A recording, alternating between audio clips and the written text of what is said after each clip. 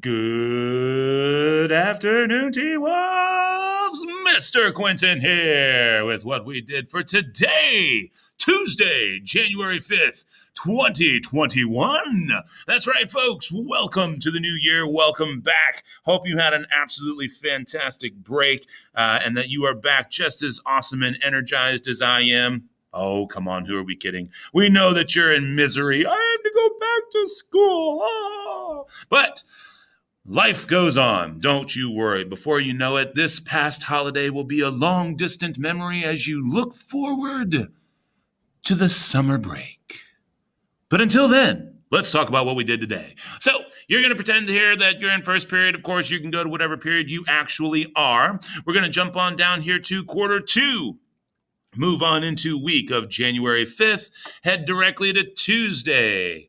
And then you'll see that we've got some stuff going on, including a dun-dun-dun project, a major grade. But before we get there, just a quick refresher. We are going to be talking about cultural diffusion for these next 2 weeks. These are the last 2 weeks of the semester.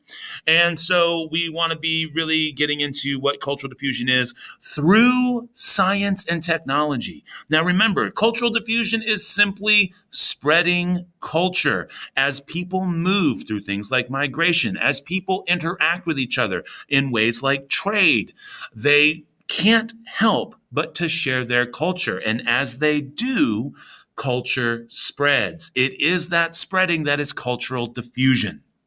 And so even though we're going to be doing some lessons during this week and next week about science and technology and their impact on cultural diffusion, our project is more focused on the Columbian Exchange. And so you'll see here that there's a video, it's a YouTube video about what the Columbian Exchange is. And as you can see here, it is a 3-minute and 26-second video, so it's not very long. I do want you to watch it. You actually only need to watch till about 3 minutes and 10 seconds, so you don't even have to watch the whole thing of this. And it will give you a very quick rundown of what the Columbian Exchange is. And just as a quick heads up, Columbian is not referring to Columbia, the country, but Columbus, as in Christopher Columbus, because Christopher Columbus and crew came over, discovered the New World, even if it was by accident, brought with them a whole bunch of stuff that the indigenous peoples hadn't seen before, and the indigenous people had a whole bunch of stuff that Columbus and crew had not seen before, and they exchanged those goods, ideas,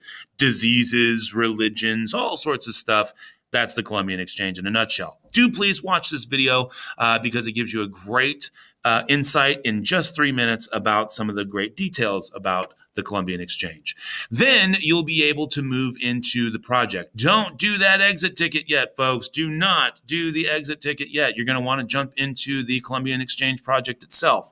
You will see that it is due on the on the 11th. By 11:59. In the description, you can see here, please follow the instructions in the slide deck regarding putting together a meal made possible by the Columbian Exchange. This is a major grade. Do not take this lightly. If you have questions, please ask. Folks, that's going to be a real major theme here. It'll be after each step. If you have questions, please ask. All right, so if you jump into the project itself, you will see here, make this a little bit bigger here for you,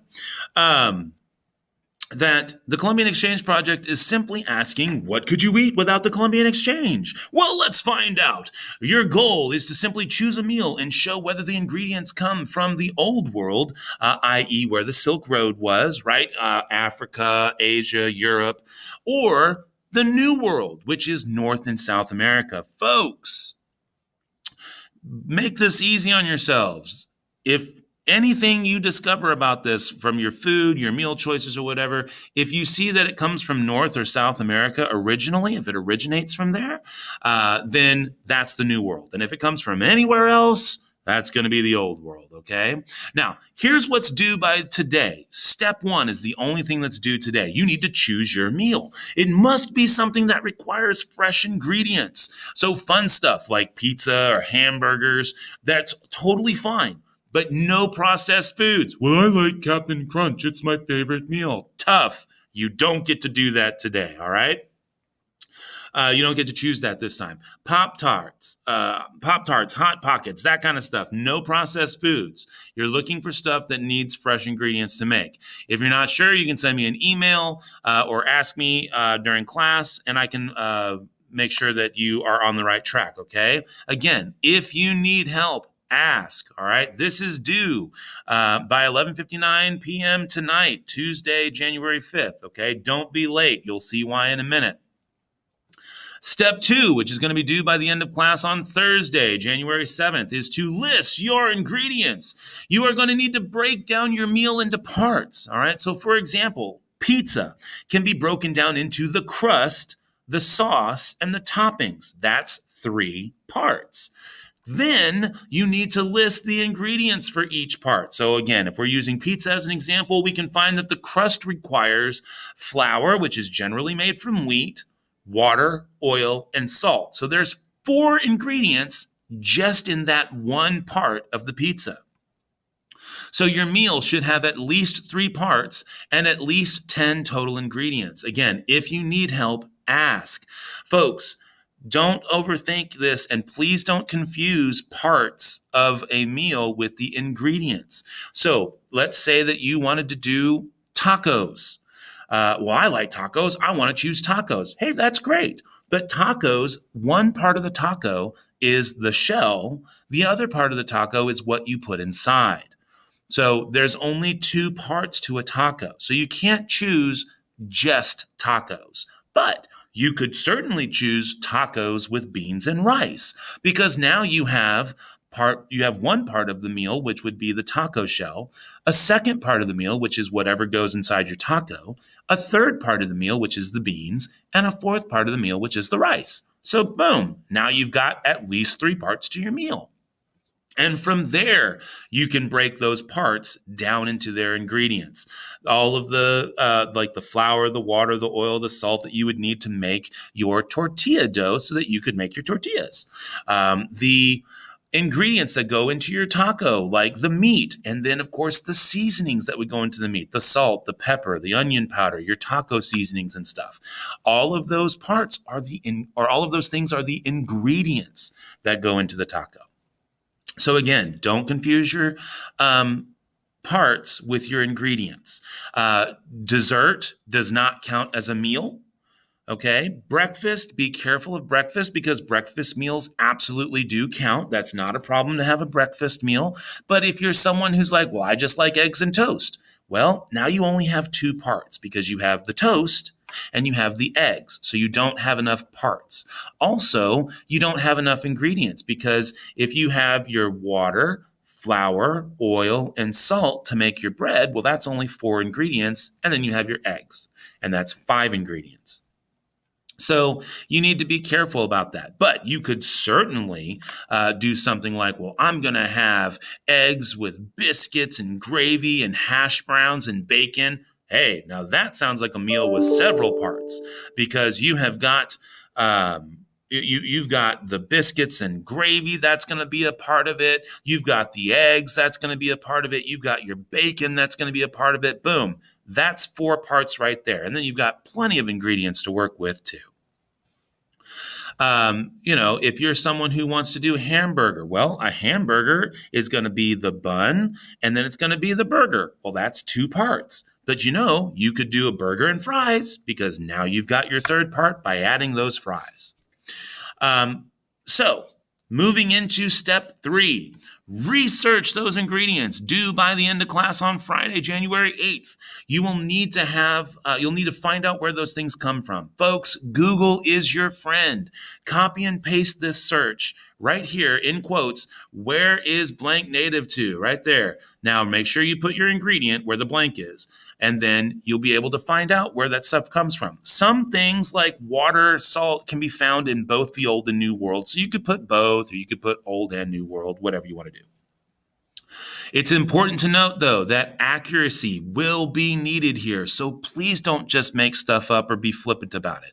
If you find that you have an ingredient and like maybe it comes from Afghanistan or something, and you're like, well, I don't know where Afghanistan is. It sounds like it's in South America, so I'm just going to say New World.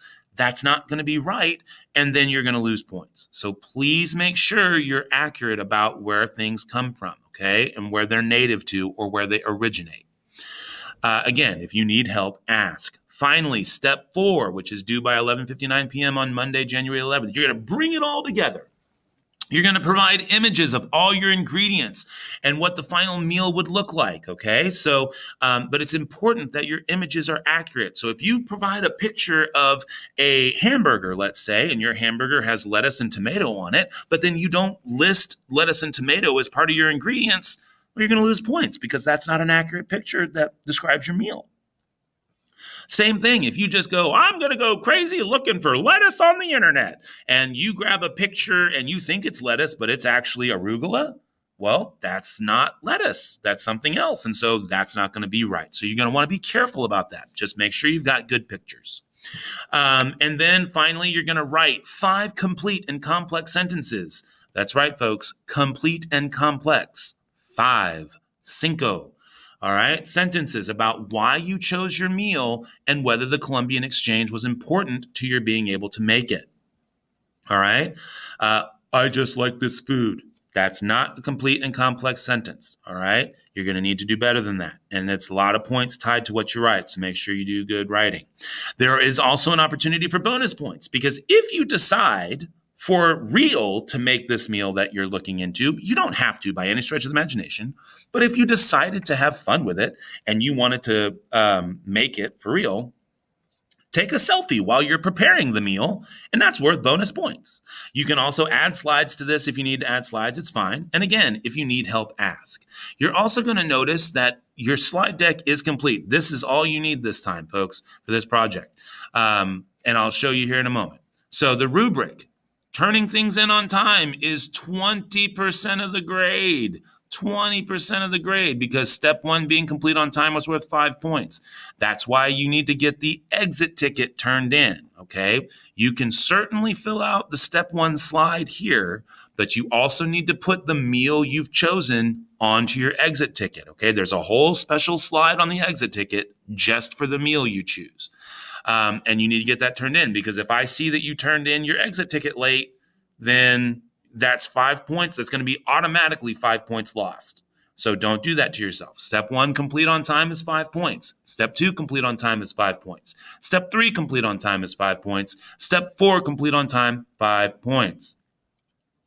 Making sure that your meal chosen uses fresh ingredients will also be worth 5 points. So folks, if I see that you're trying to put Pop-Tarts in there somewhere or something, that's not going to work. Making sure that your meal has at least 3 parts. Making sure that your meal has at least 10 ingredients is 5 points. Folks, if you just tell me that the meal you're picking is pizza, and that you get everything turned in on time, you've got 35% of the work already done. Okay, do not make this more difficult than it has to be. You're welcome to choose any meal that you like. But if you just can't think of anything and you just want to just choose pizza, just choose pizza. That's okay. Don't worry about it because pizza has 3 parts. It has the crust, that's 1 part, the sauce, that's a 2nd part, and the toppings, that's a 3rd part. And then you've got all the ingredients that go into the crust, all the ingredients that go into the sauce, all the ingredients that go into your toppings, and that'll definitely get you over 10 ingredients. Your meal ingredients are accurately researched. 25 points. Again, folks, make sure that you know that your stuff accurately comes from the old world or the new world. Your meal ingredients are accurately portrayed in the images. It's worth 15 points. And finally, writing portion consists of 5 complete and complex sentences that meets the prompt. As long you've got to answer the prompt. That's 25 points.